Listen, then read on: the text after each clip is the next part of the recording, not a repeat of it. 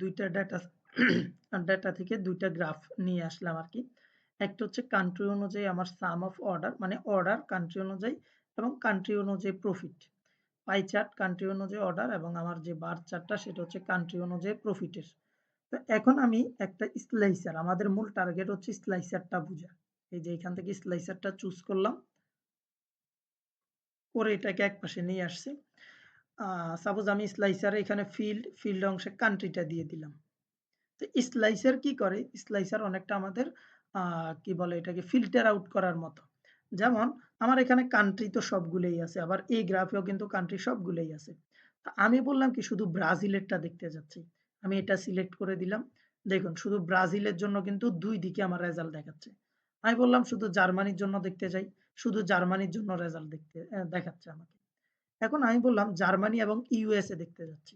দেখুন কন্ট্রোল এই কিবোর্ডের কন্ট্রোলে যদি ক্লিক না করি তাহলে শুধু সিঙ্গেল ভ্যালু শো করবে। এই যেমন শুধু চায়না। কিন্তু যখন কন্ট্রোলে ক্লিক করব তখন ২ টিই আমাকে শো করবে। মানে যতগুলা মার্ক করব ততগুলোই সিলেক্ট হবে।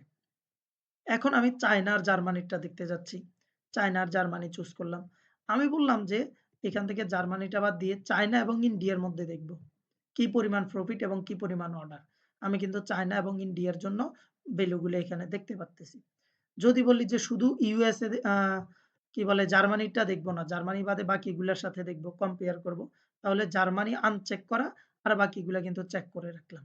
তখন কি হলো আমার এখানে উপরে নিচে জার্মানি বাদে বাকি যে ৪ টা কান্ট্রি আছে, ওই ৪ টা কান্ট্রির অর্ডার এবং প্রফিট গুলা কিন্তু আমাকে এখানে শো করতেছে। তো স্লাইসার কি করে আমাদেরকে ফিল্টার আউট করার সুযোগ দেয়। মানে আমরা বিভিন্ন জিনিসের স্লাইসার এড করতে পারি এবং সেই অনুযায়ী হচ্ছে এগুলার টার্গেটিং বা আম এগুলার যত ধরনের ইনফরমেশন জানা দরকার সকল ইনফরমেশন কিন্তু আমরা এখান থেকে দেখতে পারি। আমি আরেকটা এক্সাম্পল দেই। সাপোজ এখানে কান্ট্রি না দিয়ে কাস্টমার এইজ দিলাম।